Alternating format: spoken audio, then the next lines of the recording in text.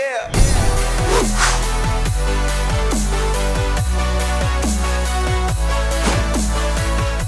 Welcome back to the Gridiron Expert. The Alamo Bowl is always one of my favorite bowl games of the postseason. And 2020 is no exception. We've got a battle between two former Big 12 rivals, as number 20, Texas, will be taking on Colorado down in San Antonio. And look, I love it when bowl games do this. I love it when bowl games put together two teams that used to be a part of one conference before they separated, two teams that used to be former rivals. It's awesome. That makes the bowl game that much more intriguing. And that's certainly what we have here down in San Antonio. Texas and Colorado, they haven't met since 2009. But they've got a little bit of bad blood. Because during their time in the Big 12, these two teams met twice in the Big 12 championship game. Colorado defeating Texas for the Big 12 title in 2001. Texas murdering Colorado for the Big 12 title back in 2005. You look at these two teams now. Obviously, Texas still a member of the Big 12. Colorado a member of the Pac-12. Two very different seasons this year. Texas, they're 6-3. And by Texas standards, that's disappointing. Considering that many thought the Longhorns would be contending for a Big 12 title this year. Some had them as a dark horse playoff contender. Sitting at 6-3, playing in the Alamo Bowl for the second year in a row, that's not what they envisioned. Colorado, they came in with a first-year head coach in Karl Dorrell. You remember all that madness that happened back in February with Mel Tucker departing from Michigan State, well after signing day, well after all the good coaches have been taken off the market. Karl Dorrell comes in here, obviously not Colorado's first choice, and he's led the Buffaloes to a 4-1 record, and they were just a few plays away from making the Pac-12 championship game. Had they won and UCLA defeated USC, Colorado would have made the Pac-12 championship game. So the Buffaloes have been a pleasant surprise in the Pac-12 and across the country this year, and they're looking to capitalize and end this exciting season with a bowl win. Let's take a look at the offense here for both teams, and we'll start with Texas. We know that the offense for Texas is not one specific aspect, it's one specific player. The offense is Sam Ehlinger. He is the Texas offense. You take him away, they have nothing. And, you could view that as a good thing, that you have such great talent on your team, or you could view it as a bad thing, knowing that if Ehlinger were to go down or something like that, then you're basically screwed offensively. There's a good chance that Ehlinger, a guy that bleeds that burnt orange for Texas, a chance that he will be playing in his final game as a Longhorn down in San Antonio, down in the Alamo Bowl. So this is going to be a very emotional game, a very big game for a guy that loves Texas more than anyone out there. Ehlinger has put up 2,400 passing yards, 25 touchdowns, 5 interceptions. He's also rushed for nearly 400 yards and 8 touchdowns. So 33 total touchdowns, just 5 interceptions. He does a great job of taking care of the football. He's a true leader on this football team, and he's leading an offense that's averaging 41.3 points per game. It's a pretty dang good mark. They scored 69 points the last time they were out there against Kansas State. They're also averaging 183.3 rushing yards per game, led by now BIJAN Robinson. Kind of took over for Keontae Ingram, who's battling injuries all year long. Robinson, just a freshman, has over 500 rushing yards and 3 touchdowns this year. He's the leading rusher for the Longhorns going into this game. So Ehlinger is starting to get a little bit of help. Unfortunately, it's too late. Robinson, a freshman, is doing everything he can. If Ehlinger departs, Robinson could be the workhorse next year. Texas might finally have a run game to complement their quarterback. Ehlinger's not going to be there to benefit from it. You look at Colorado, look at their offense. Their offense is solely based on the run. The run game is the key for the Buffaloes. If you take that away, Colorado's going to struggle. They are balanced. Don't get me wrong. They're very balanced. They're averaging 218.4 rushing yards per game. They're averaging 202.6 passing yards per game. So that's one of the more balanced marks, not just in the Pac-12, but in the country. But the run game is what dominates. And they're led by another young running back, sophomore JAREK BROUSSARD. 813 yards, 3 touchdowns this year, and let's keep in mind that he's put up 813 yards in 5 games. So imagine the numbers he could put up if he were playing in a full 12-game season. 5 games he's put up those stats. He had 301 rushing yards a few weeks ago against Arizona. His lowest rushing total this year was 80 yards in that season finale against Utah, a game the Buffaloes lost 38-21 after leading 21-10 in the third quarter. You look at that, you look at the numbers. We want to talk about the quarterback too. BROUSSARD's obviously the workhorse. He is the key playmaker on this Colorado offense. But Sam Ehlinger, the senior quarterback, hasn't played that bad either. Has right at 1,000 passing yards, 6 touchdowns, 5 interceptions. And Ehlinger has shown some dual threat ability. Not nearly as dynamic as Sam Ehlinger, but he does have 5 rushing touchdowns and nearly 200 rushing yards to go along with that. So Ehlinger, when needed, can extend the play, can escape the pocket, and maybe pick up a couple crucial first downs or maybe have a couple design runs in the red zone that could really benefit this Buffalo's offense. You want to look at the defense now. Again, 2 different styles, I would say. Sam Ehlinger, the leader of this Texas team, they're more of a pass-heavy team right now. Ehlinger likes to do a lot of it by himself. Their running game is coming along, though. Colorado, more of a run-heavy team, like we just mentioned. I want to look at Texas's. I want to look at their defense first. And just the dynamic change we've seen from the Longhorns this year. Credit Chris Ash. Credit Chris Ash, the new defensive coordinator down in Austin, for the job that he has done over this last half of the season.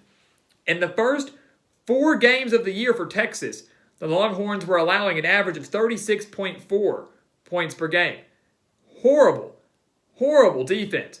Bad performance against Texas Tech. Bad performance against TCU. Bad performance against Oklahoma. The defense was non-existent. Well, now over the final 5 games, Texas has allowed just 23.4 points per game. So you're looking at a 13-point difference there, practically 2 touchdown difference there from the first half of the season to the second half of the season. And that is solely in credit to Chris Ash and the job that he's done. Major storylines you want to watch for in this game, those while Texas is improving drastically defensively, they're going to be without some key defensive starters in this game. They've been hit with the injury bug on both sides of the ball, but we know for a fact that Caden Stearns and Chris Brown, both key members of the secondary, will not be playing in this game, opting out, prepare for the NFL draft. They're not going to have Taquan Graham and Joseph Asai, I would say the leader of this Texas defense. Neither of those 2 players up on the defensive line will be playing, to go along with a handful of others that might be opting out, might be hurt. Some that we just don't know of right now. But those 4 guaranteed defensive starters are certainly going to hurt Texas on the defense in this game.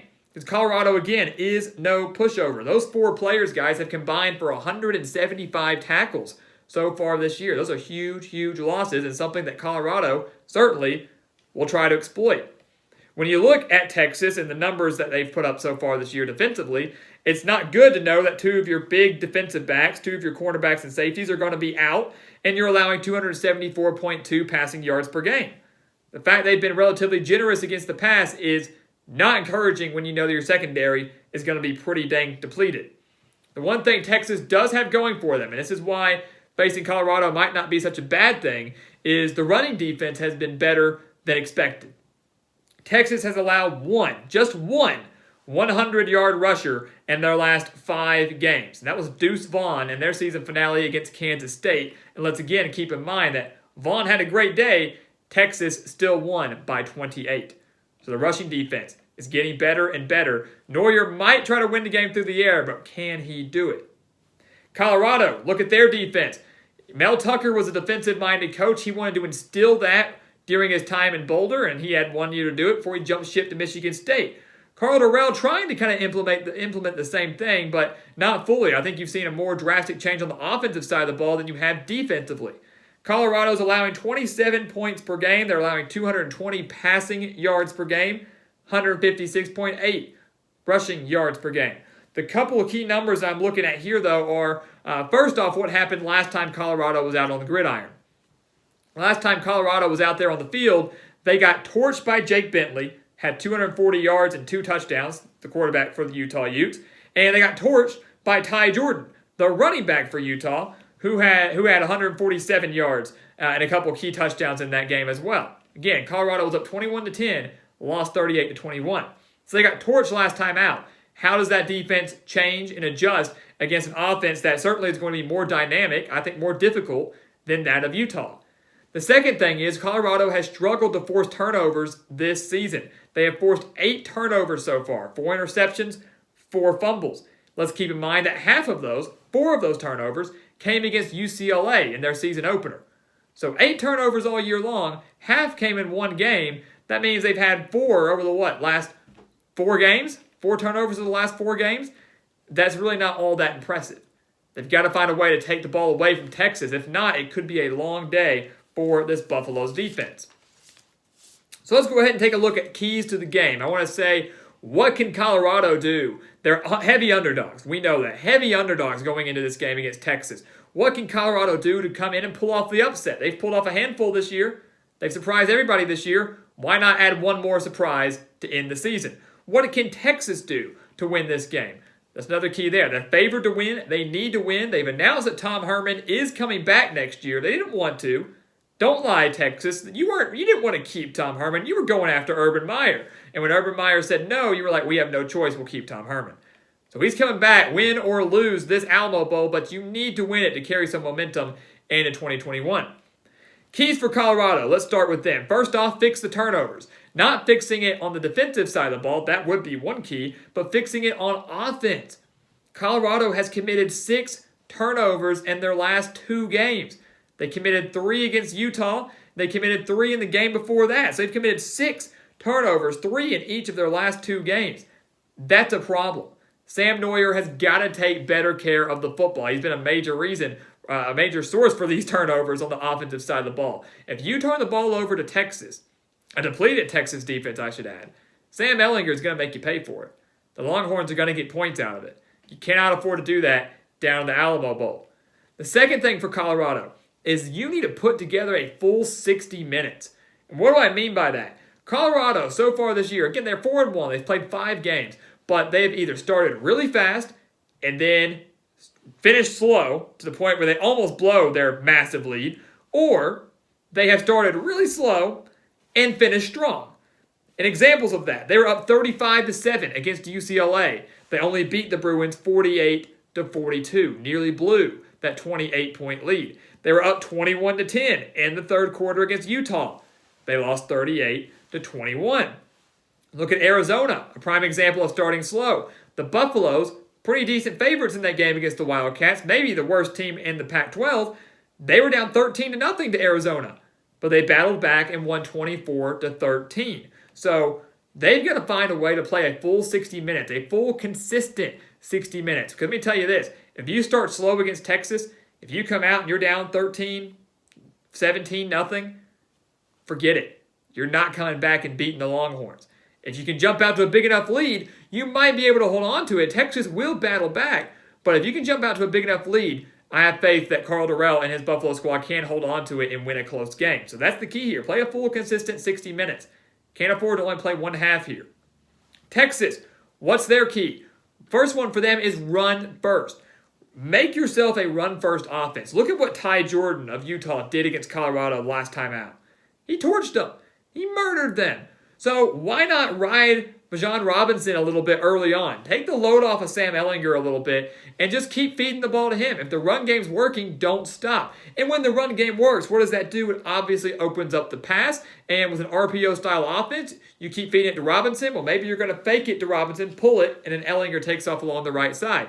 There are options there, and obviously we know Tom Herman knows how to utilize those options to exploit this Colorado defense. But if I'm Texas, I'm running first to try to see if Colorado has fixed any of the issues that they had the last time they played a game.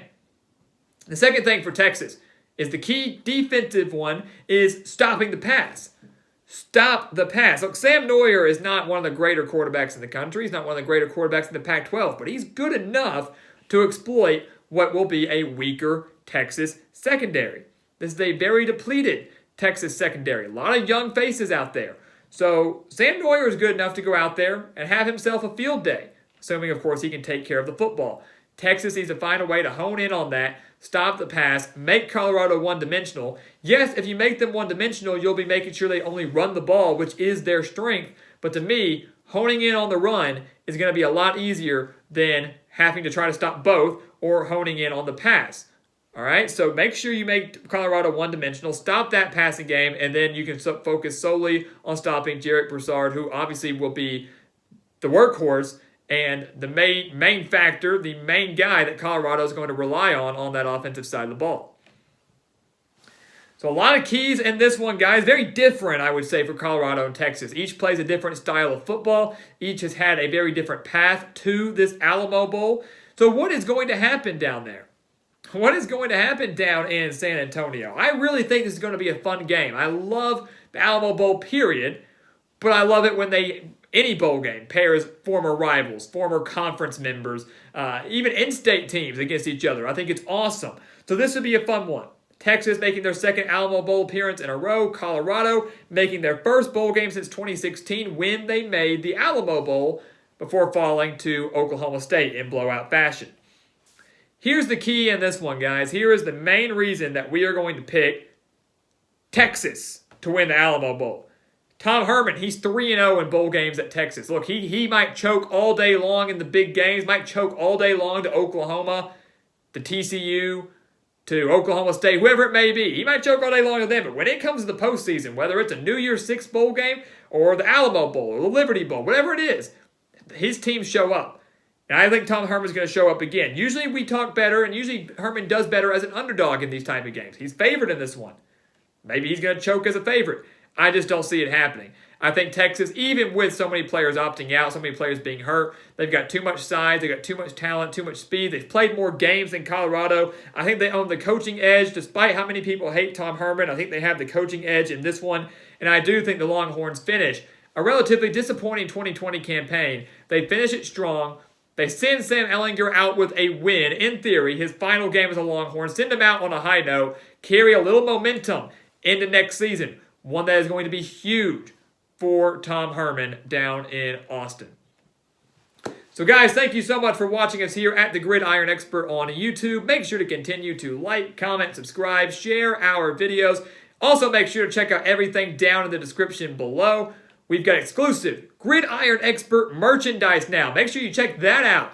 Make sure you check out our Patreon account, our weekly newsletter, and expert picks over on our website, thegridironexpert.com. Everything down in that description is for you, the diehard college football fan. And once again, guys, as always, thank you so much for watching, and we'll see you next time right here on the Gridiron Expert.